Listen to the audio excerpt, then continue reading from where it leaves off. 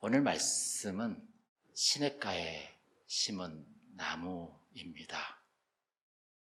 마태복음서에서 예수님은 심령이 가난한 자는 복이 있나니라고 말씀하셨어요. 그랬을 때 복이 있다라는 이 표현이 시편 1편에서 예수님께서 하나님의 말씀을 따오지 않으셨나라고 저는 확신하는 바입니다. 여러분, 심령이 가난한 자는 복이 있다. 가난한 자가 복이 있다? 이게 여러분 무슨 말씀일까요? 그럼 부자들은 복이 없어요? 누가 한번 이야기해봐요. 예수님께서 가난하다라는 말은 무슨 말씀을 의도했는지를 우리는 여기서 알 수가 있어요. 가난하다라는 말은 홈리스를 말하는 것이 아니에요. 훨씬 더 액티브하고 훨씬 더 패셔너블적인 말이에요. 다시 말하면 가난한 사람은 배고파서 쓰레기통을 뒤져서 아무거나 먹어요. 이러한 갈급함을 뜻하는 것입니다. 알겠죠? 가난은 갈급하다, 갈망하다라는 표현이에요. 시편 42편 1절과 2절에서 그런 말씀이 나와요. 하나님이여 사슴이 시냇물을 찾게 갈급함같이 내 영혼이 주를 찾기에 갈급하나이다 그랬어요. 갈급하다, 목이 말라. 사슴은 저기 사자가 쳐다봐도 목이 너무 마르기 때문에 그 시냇가에 종종종종 가서 물을 먹는단 말이에요. 먹을 때 그냥 이렇게 먹어요. 그리고 목이 너무 마른 사람은 이렇게 먹습니까? 절대 그렇게 먹지 않아요.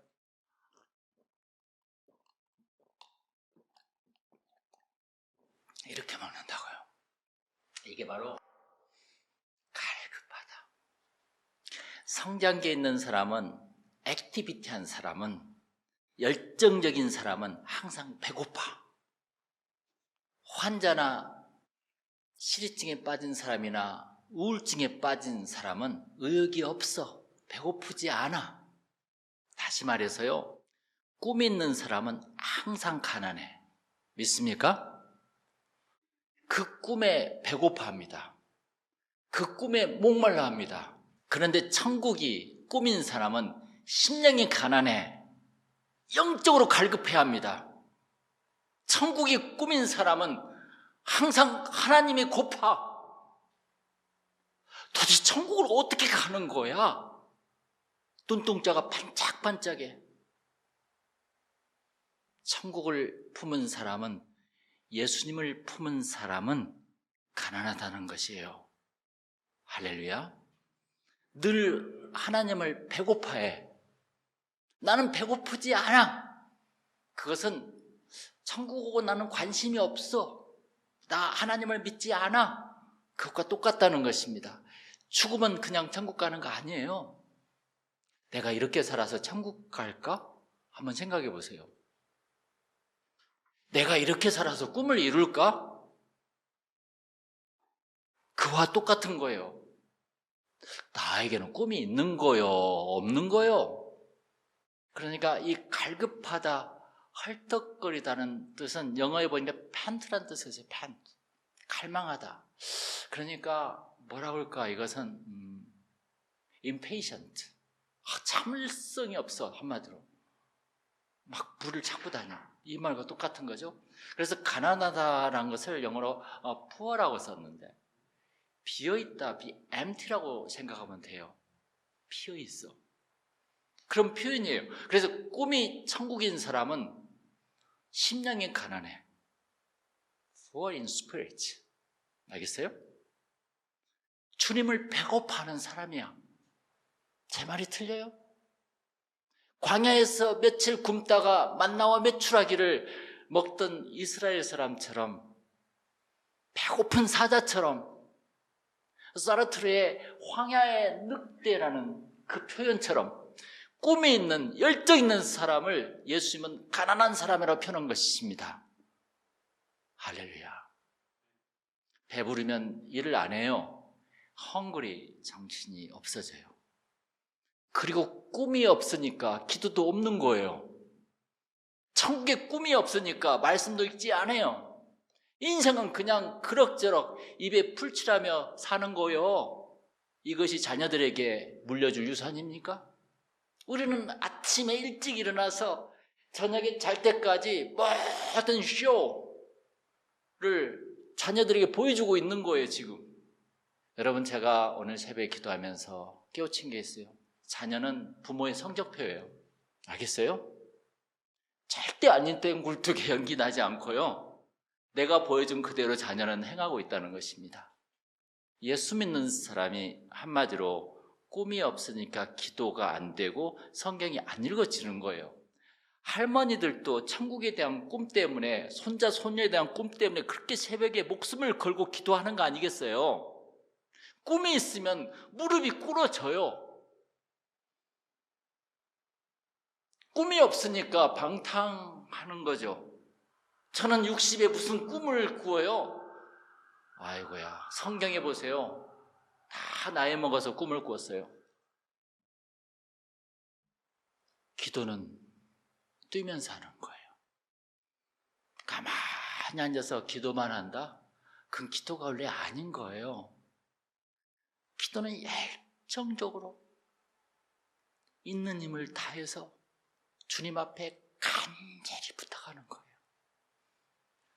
갈급함이 없는 기도는 그냥 명상이야. 수도생활 도 닦는 거. 그건 기도가 아니에요. 메디테이션은 기도가 아니에요. 그냥 기도의 모습을 가졌을 뿐이에요. 이게. 왜 하나님은 자신의 사랑하는 백성들을 광야로 내쫓았을까? 그냥 빨리 가나안 땅으로 가게 하지. 울부짖으며 기도하라고. 나는 너와 대화하고 싶다는 거라. 그런데 가나안 땅에 바로 갔다면 그 히브리 백성들 60만 명은 다 흩어졌어요. 완전히. 그리고 다 죽었어요. 광야 아무것도 없으니까 하나님한테 매달리는 거예요. 그때 대화를 하는 것입니다. 이게 예수님은 오늘 시편을 읽으면서 묵상했던 거예요. 심령이 가난한 자, 그가 복이 있다. 마태오 5장 3절에 그걸 쓰는 거예요. 그래서 산상순의 첫 마디에 그 축복을 이야기합니다. 다시 말해서 꿈을 가지고 그 꿈을 갈급한 자는 복이 있다고 했습니다. 천국을 꿈으로 가진 자는 심령이 가난해진다고 했어요. 그 자는 영적으로 갈급해요. 나한테 왜 갈급함이 없는가? 꿈이 없으니까. 인생은 짧아요. 세상으로 배가 부른 사람은 영적인 것을 채울 수가 없어요. 거기에 인간의 문제는 육체 배고픔의 문제가 아니라 뭐예요? 영적인 갈급함의 문제입니다. 세상과 돈이 우리를 자유하게 한 것이라고 우리는 믿고 있어요. No, 진리가 우리를 자유하게 합니다. 요한복음 8장 몇 절이에요? 32절 정도 있어요. 복 있는 사람은 누구입니까? 여기에서 시편 기자는 복 있는 사람은 누구일까? 잘 써놔요. 시편 기자는 복 있는 사람을 3절에 시냇가에 심은 나무로 말합니다. 오늘 주제죠. 오늘 제목이죠. 죽은 나무가 아니라 사막에 있는 나무가 아니라 오에시스 시냇물이 흐르는 옆에 있는 나무를 복 있는 사람으로 비유했다는 것입니다. 당신은 지금 어디에 심겨진 나무입니까? 나무가 사막에 심겨져 있으면 할 일이 없지요. 굳이 꽃을 피울 일이 없죠. 그런데 나무가 물을 싫어한다. 물이 있는데 뿌리가 병들어 있는 거 아니겠어요? 신앙인이 기도를 싫어하고 말씀을 좋아하지 않으면 깊이 생각해 봐야 돼요. 내가 하나님을, 예수님을 믿는데 그렇게 하나님을 보고 싶어하지 않아. 하나님은 하나님이고 나는 나야. 그렇게 생각한 거라. 하나님을 믿음이 있잖아요. 미치도록 따라다녀요. 시냇가에 심은 나무처럼 풍성한 사람은 얼마나 꿈이 있습니까? 이것이 인생의 가치예요. 사람은 누구나 다 똑같지 않아요. 믿습니까? 복 있는 사람은 3절에 보니까 그는 시냇가에 심은 나무가 철을 따라 열매를 맺으며 그 잎사귀가 마르지 아니함 같으니 그가 하는 모든 일이 다 형통하리로다 그랬습니다. 그가 하는 모든 일이 다 형통해. 오늘 원래 말씀의 핵심은 그 앞절에 2절에가 있어요.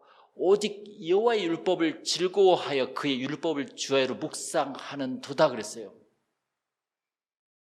복 있는 사람은, 한마디로 천국에 꿈 있는 사람은 여호와를 기뻐해. 하나님 말씀을 주야로 묵상해. 인간의 기쁨, His delight라고 나와요. 거기. 인간의 기쁨이 하나님의 말씀에 있는 것이 축복이에요.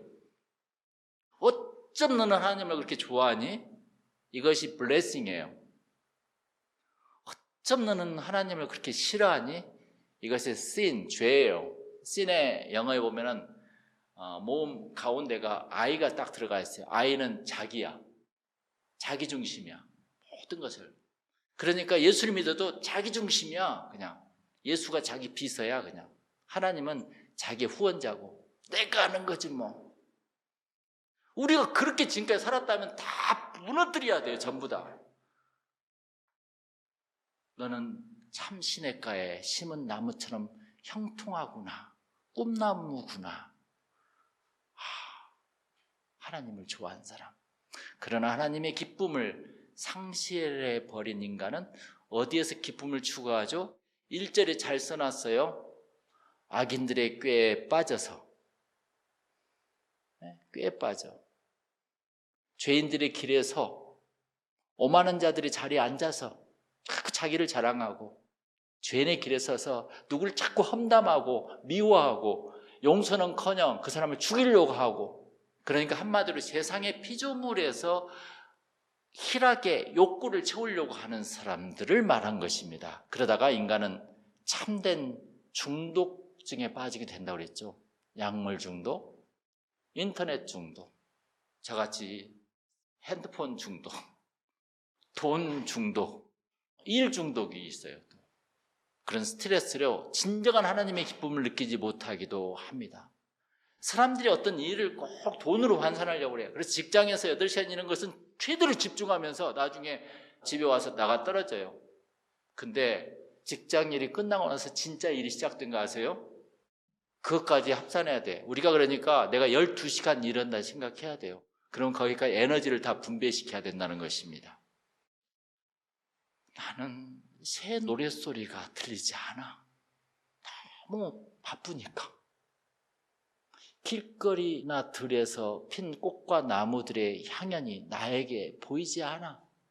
너무 힘드니까. 오직 성공시대에 열심히 돈을 벌기 위해 콘크리트 바닥을 열심히 뛰고 있을 뿐이죠.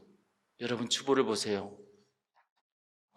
트리나폴리스의 Hope for the Flower, 그러니까 꽃들에게 희망이라는 책이 있어요. 제가 이 책을 가져왔는데 보면은 노랑 애벌레가 생각에 잠긴 얼굴로 물어봐요. 어떻게 하면 나비가 돼요? 그러니까 그 늙은 애벌레가 나비가 되면서 말하죠. 날개를 간절히 원해야 돼 그랬어요. 간절히. 하나의 애벌레로 사는 것을 기꺼이 포기할 만큼 간절하게. 여기 보면은 You must want fly so much라고 나와요. so much라고 하는데 저는 이 편보다도 wish ugly, 간절하게 바란 것이 있어야 돼. 그러니까 그 뒤에 뭐라고 그래요? 추구해야 한다는 뜻인가요? 노랑 애벌레는 하늘에서 떨어진 3마리 애벌레를 생각하면서 물었습니다. 그러니까 그렇기도 하고 아니기도 하지. 겉모습은 죽은 듯이 보여도 참모습은 여전히 살아있단다. 삶의 모습은 바뀌지만 목숨이 없어지는 것은 아니야. 나비가 되어보지도 못하고 죽는 애벌레들과는 다르단다. 이렇게 이야기해줘요.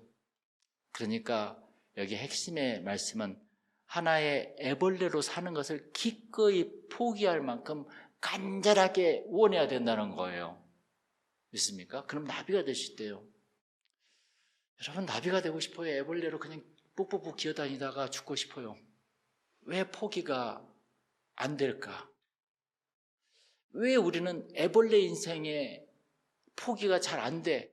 애벌레 인생을 40년, 50년, 60년 동안 살아도 포기가 안 돼, 지금까지. 꿈이 없으니까요. 이 나비가 되고 싶은 꿈이 없으니까 애벌레 인생이 포기가 안 되는 거예요. 그러니까 계속 그렇게 사는 거예요. 꿈 있는 사람은 애벌레의 인생을 포기합니다. 믿습니까? 애벌레 인생을 포기한 사람은 어떻게 사는가를 생각해 보세요.